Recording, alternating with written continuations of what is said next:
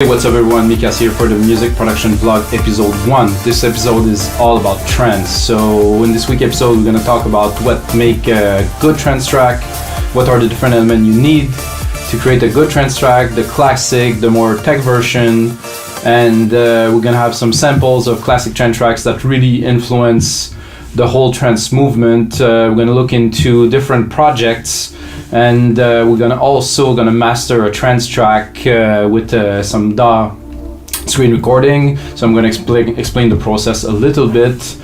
We're gonna talk about how to get signed to a label, or maybe a little bit of the insight of how it works, and maybe how many copies you're gonna sell, what to expect of the trance scene. So hope you guys gonna enjoy, and as in every episode, if you put your name below and you put a comment underneath the episode on YouTube, we're drawing $50 for WeMakeDanceMusic.com, which is my website, so have a look at WeMakeDanceMusic.com and enjoy the vlog. Alright everyone, let's dive in. Trance is a form of electronic music that started in the 1990s, and it's mostly was based in Europe. The movement when it started, it's usually 130 to 145 BPM, I would say. Sometimes a bit faster, but 145 for trance is a bit fast. If you go above, I would say it's more psy trance, which is still trance, but it's not really completely trance. To me, this type of music is really much more music than other genres of electronic music, which are much more beats based. Like some house music is very sample based. It's very narrow in the musical field, while trance, you can have big chords, big harmony, complex arrangements, some singers. There's a lot of element that goes into it. I do have a trance track open right here, which is fairly complex, from our friends at Magic Tracks Productions. It's available on the site if you want to download this project. It's a Anjuna style, so I'm gonna play you the breakdown, and then I'm gonna go into a more epic trance track sample. Let's have a listen to this. Oh, let's get in here. So you have many pad layers in here. You got the sub bass here. This is very nice. You have some vocals here that are compressed, so it's just a little bit of background vocals to give, I'll give myself a bit more juice in here. Let's have a look at this pad here. Oh yeah.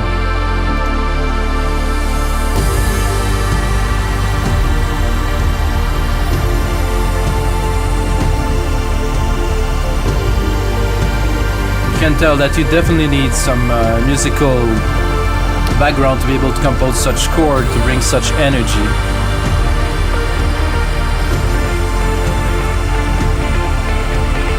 Then you have the lead coming in here.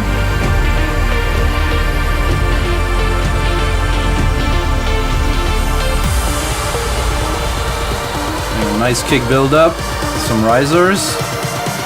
Oh yeah.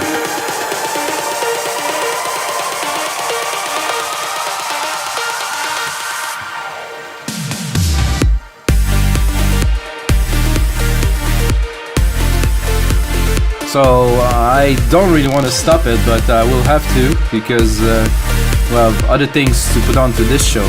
So this is very much the Anjuna Deep. It's Anjuna Beat. Sorry again. This is more prog trance, but again you have all the element of a trance track. Now we're gonna switch into this one is called Burning Trance. It's 134 BPM. It's got all the element of a classic trance track, so I'm going to play you a little extract of it, then we're going to look into the parts.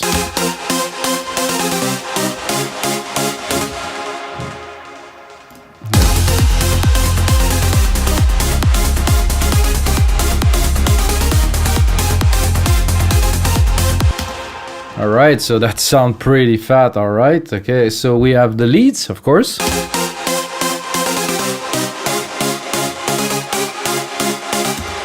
Nice one. With the bass.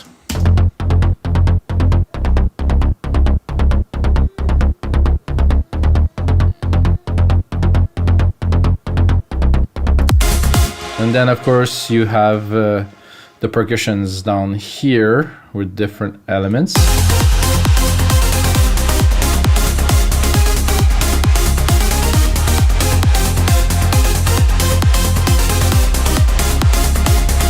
it down a little bit here. This is one of the top lead. Another layer for the lead. And white noise that's used quite frequently by many producers to add some depth to the frequencies.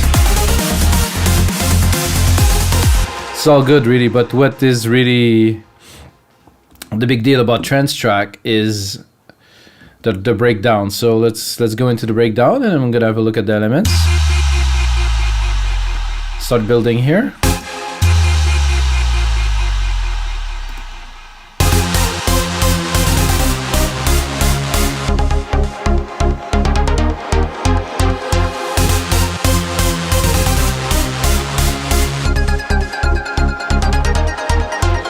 Here we have different elements coming together, and then it's gonna rise quite fast. I mean, this is like a typical high energy track that's got less of a breakdown and much more energy and much more push.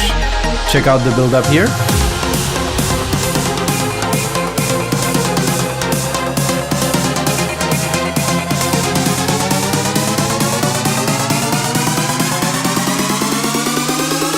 Oh yeah. Again guys, just a bit of a reminder, if you put a comment underneath the video on YouTube, we're drawing every month or every couple of weeks, I would say, a gift card for $50 to our site, womendancemusic.com. Alright everyone, in this segment I want to talk to you guys and to everybody who's watching about the reality of the music industry. The trance genre is fairly popular as a whole, but somehow the sales you can expect from release on Beatport and maybe on Spotify are definitely quite minimal.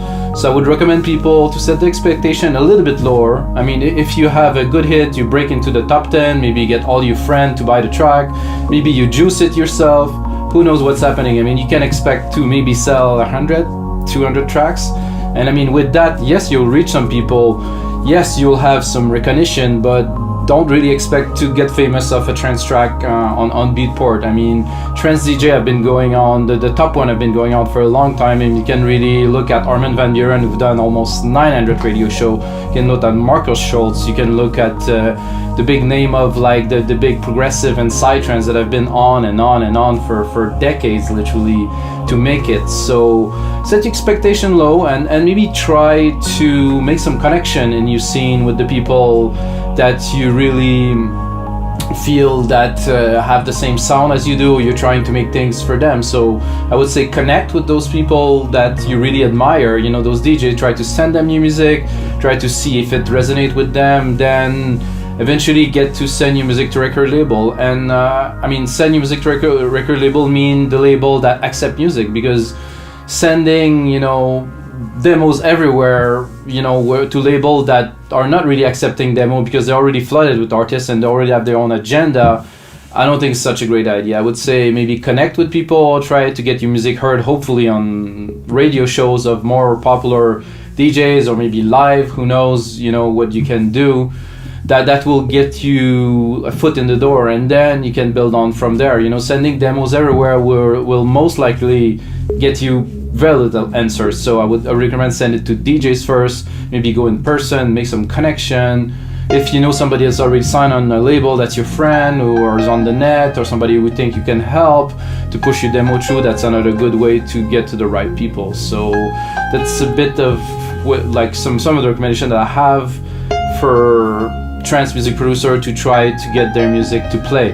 I would say, again, don't put your hopes too high, you know, just stay grounded, make the music you love, don't try to sound like somebody else, and, you know, try to put your music out there to people you think would love it, and I think you're gonna go somewhere with that.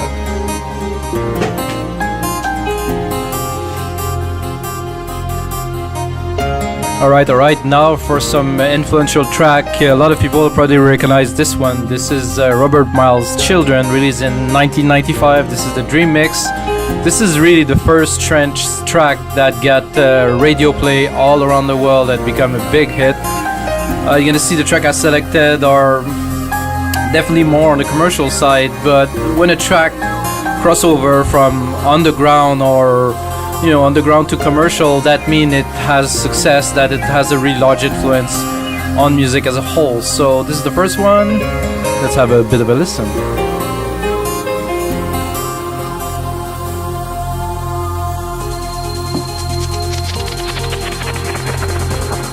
Not bad for their 1995, really. It's very classic piano trance style. I think this guy literally invented piano trance. Alright, second track now. This is Delirium featuring Sarah McLachlan, Tiesto remix. This was really a massive commercial success in 1997, 1998. It literally put Tiesto on the world stage. Like, I mean, he was quite famous before, but after this remix, he was exploded. His career exploded completely. Sarah McLachlan vocals are amazing. This is quite a track. Even today, this is a really moving track it's been untouched, really, this level of emotion, I think, in a trance track. So we'll listen to it a little bit.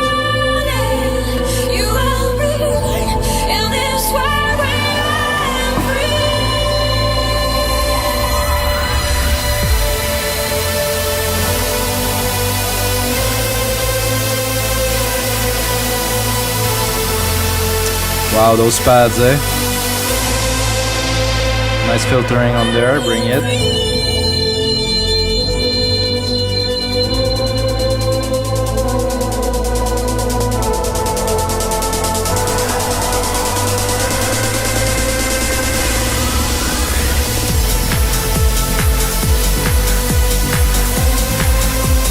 Wow, what a track, really.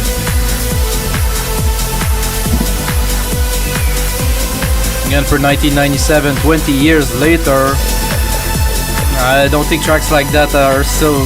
Nobody makes tracks like that anymore. This is completely epic. Alright. Moving on to As the Rush Comes. A lot of people say this is the Tiesto remix, but this isn't, okay? This is the Gabriel and Dresden Sweeping String remix.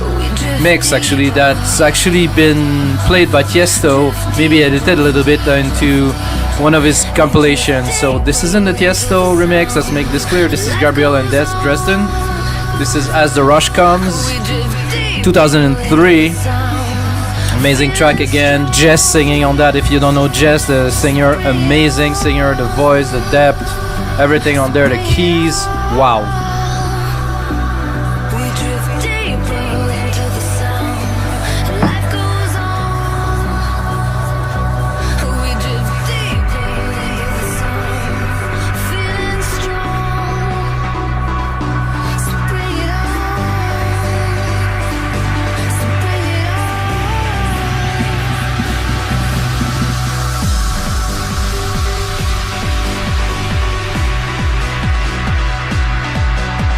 I really wonder what synth they used to do that. I mean, I would say probably a virus. It has that richness of like a virus or a supernova, but I would say it's a virus. Yeah.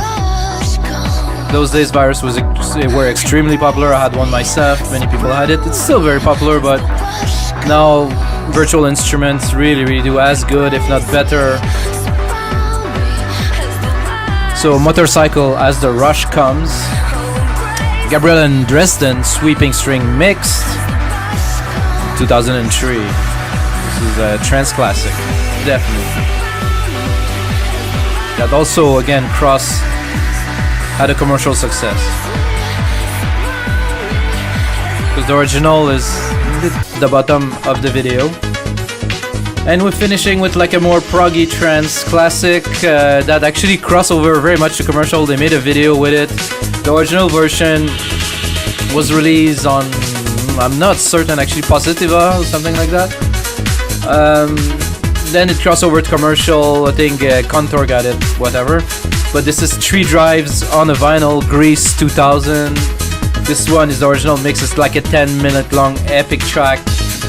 This was 1990. Whoa, this one I'm not too sure actually. 1990s, late 1990s.